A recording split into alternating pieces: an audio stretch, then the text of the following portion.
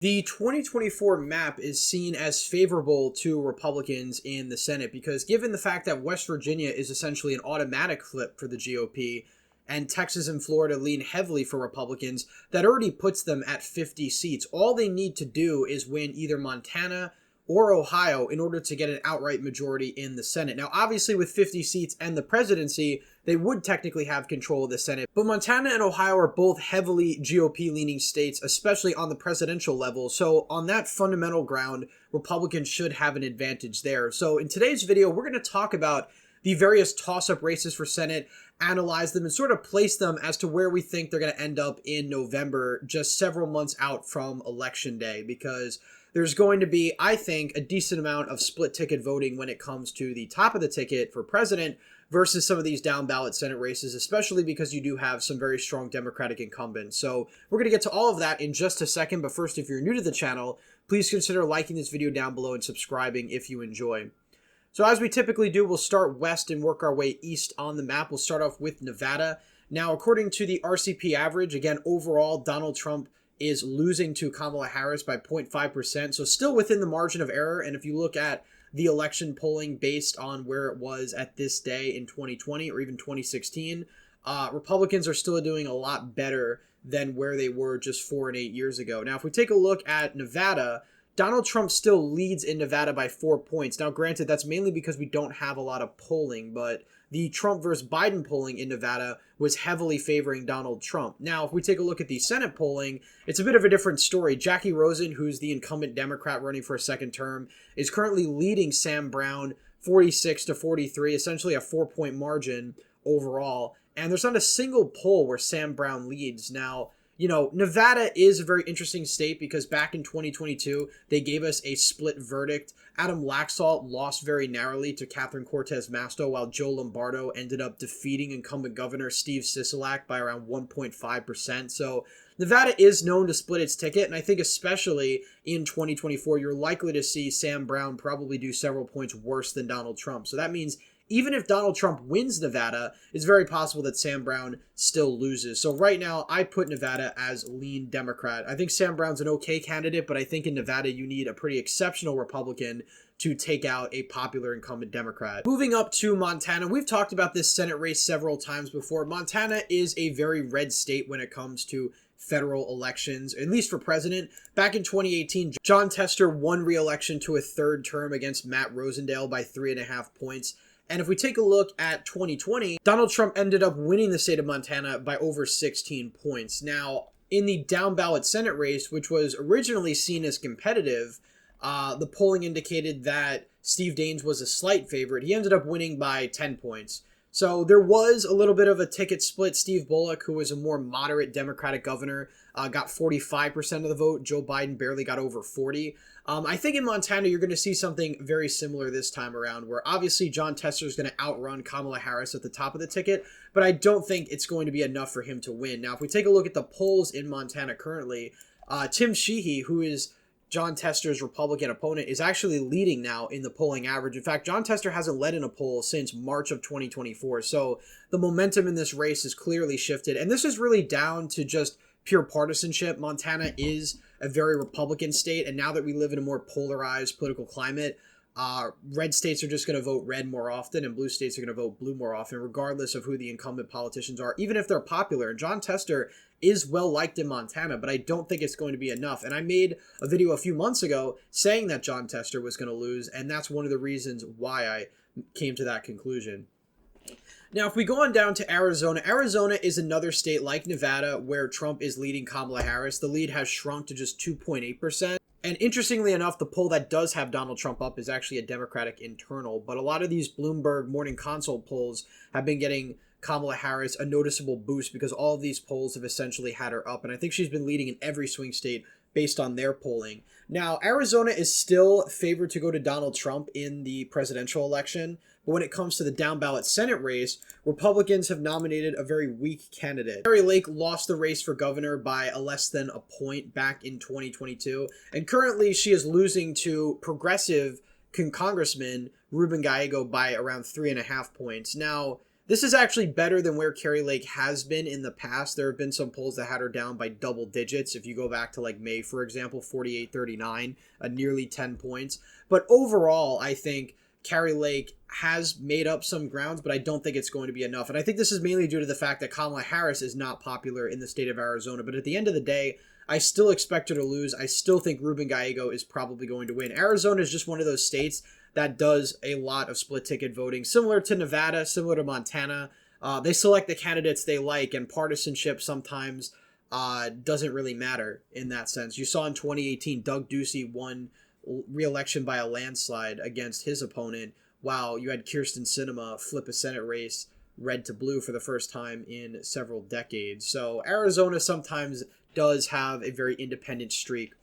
Now, New Mexico, we're not going to talk about too much. I put it in this category before because I think Republicans in Nella Domenici have a decently strong candidate. But when you look at the fundraising numbers, she's at around 1.5 million. Her Democratic opponent is at 9. It's really just because of her family name. You know, if we take a look at the polls, some polls have her somewhat competitive. Again, this 1892 polling, never heard of them, but has her down by just 4 points. This poll has her down by 7. I think the outcome of this result is probably going to be closer to the election result at the top of the ticket, whereas I think it's going to be likely Democratic. Martin Heinrich is an incumbent, but in 2018, I think he really just benefited from a strong re-election victory, mainly due to the fact that Gary Johnson split the right-wing vote. Otherwise, he probably only would have won by around 10 points. So that's probably where I have this race going at this point in time. Now, if we go to Texas, Colin Allred, who is the Democratic nominee, I think has fumbled pretty dramatically. He was originally hyped up as not really the next Beto, but as somebody who could make this race very competitive for Democrats. Currently, that hasn't really been borne out at all. Ted Cruz is up in the average 7.6%, and Texas polling tends to be on the money for the most part, which means that this is probably bad news for Kamala Harris because Democrats usually always have this hope of expanding the map into Texas, making inroads there. And, you know, if Cruz is up by, you know, almost 8 percentage points, there's no way Donald Trump is losing the state or getting close to losing the state. So, you know, looking at where Texas was back in 2018, Ted Cruz only won his re-election by around 3 points, a little under that. I think this time around he's going to have a much stronger showing. Certainly not as strong as 2012 when he first won by like 16 points, but I think it's going to be a likely margin for Republicans. I think Donald Trump's margin is probably going to be just a little bit closer. You know, if Ted Cruz wins by 8 or 9, I think Trump probably wins by 7 or 8. But ultimately, I don't think this race is going to be that competitive. Moving on up to Wisconsin, we have Tammy Baldwin, who has been in the Senate since 2012.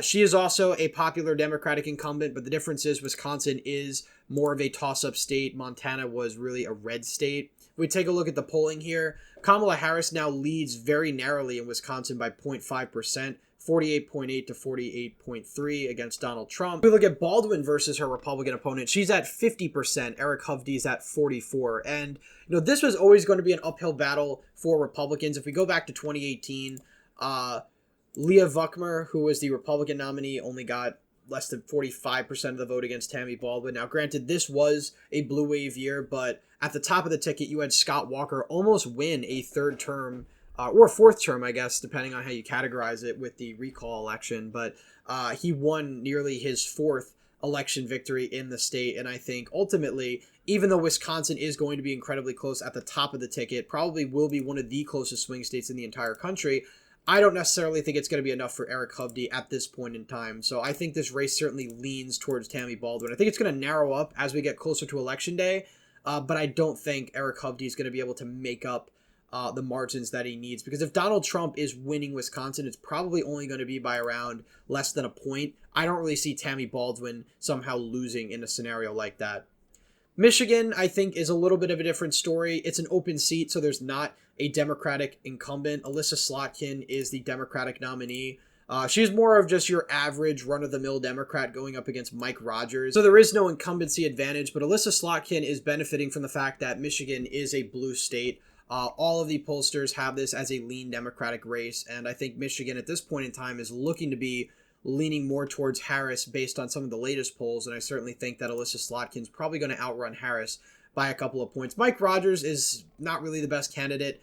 He's not terrible. Also, interestingly enough, there's no third-party candidates. I do find it very difficult to see a Republican get over 50% of the vote here because that really hasn't happened in Michigan since 2014 when Governor Snyder was reelected. So as of right now, Michigan also leaning towards Democrats. Again, the categorization at the top of the ticket's a little bit different, but I think all these down ballot Democrats are going to run better than Kamala Harris. Now, if we go over to Ohio, I think Sherrod Brown is currently up by 5 points. Now, the difference between Ohio and a place like Wisconsin or Arizona or Nevada is that Ohio went to Donald Trump in 2020, and it actually went to him by around 8 points. So it's going to be very difficult, I think, for somebody like Sherrod Brown to somehow make up 8 points of ground. Now, if Donald Trump somehow does worse in Ohio, only winning it by 6, then I could see Sherrod Brown holding on. At this point in time, I still think Donald Trump probably wins Ohio by 8 to 10. That could change. I don't really think J.D. Vance being the Republican pick for VP is going to make any difference. He's really not that popular in Ohio, and he actually did worse than Donald Trump in 2022. But nonetheless, I think Ohio being red at the top of the ticket substantially is going to help the GOP at the end of the day. Bernie Moreno is a very poor candidate. I think this race is going to be incredibly close, coming down to maybe 1 or 2 points.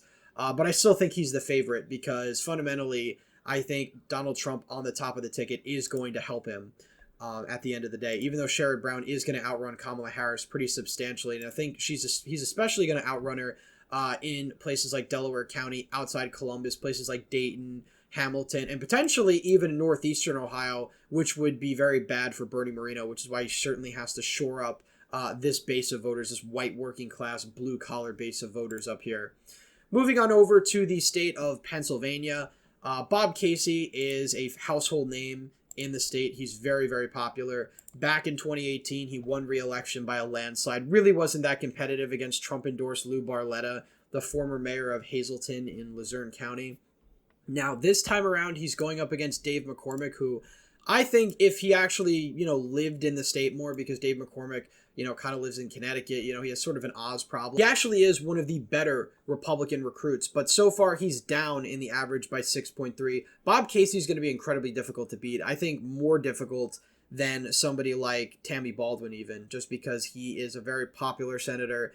And, even though Donald Trump is on the ballot, and I think this race is going to be a lot closer to the presidential margin than, say, what he got in 2018 or even 2012, I think Dave McCormick is still at a fundamental disadvantage. Pennsylvania is a blue state by default. You also have a popular incumbent Democratic senator. So unless something changes dramatically for the next couple months, I certainly think this race is going to the Democrats, probably by 6 to 8, maybe even up to 9 points. I think leaning more towards 6. I think it's going to be a bit closer. Dave McCormick, again, has been running exceptional ads, and ultimately he's running a good campaign. Now, I think silver lining is that he could potentially appeal in Western PA, where he's from. This is an area where Dr. Oz was significantly lacking back in 2022, and these margins in places like Westmoreland, Washington, and Fayette County were much lower than what Donald Trump's margins were in these counties in 2020, and certainly those tens of thousands of votes could have made a big difference at the top of the ticket. But, it still remains that the Republicans are sliding in suburban Philadelphia, and they really need to make massive inroads in these collar counties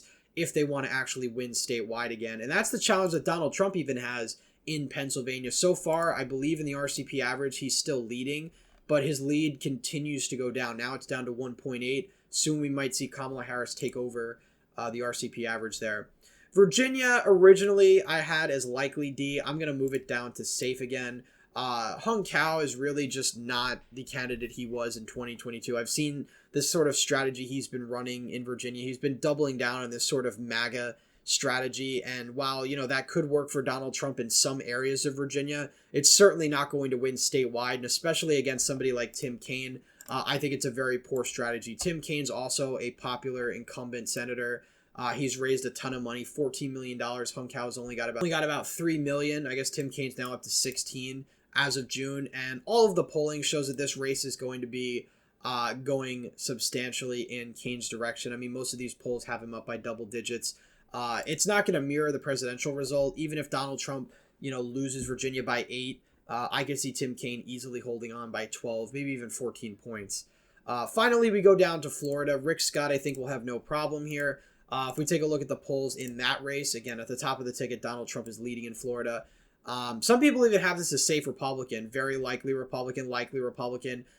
Rick Scott has always been a very good campaigner and has had a very good turnout operation. That's one of the reasons why he won 2018, despite the governor's race being so close, and also beat an incumbent, Bill Nelson, who wasn't exactly unpopular either.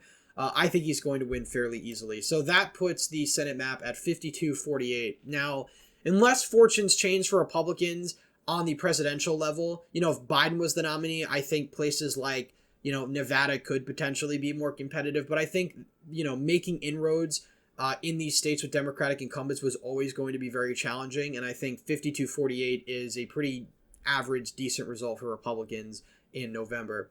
Anyway, that's it for today's video. Please leave a thumbs up if you enjoyed, subscribe to the channel, hit the bell notification so you miss any more videos I put out. As always, again, thank you all for watching, and I hope to see you in the next one.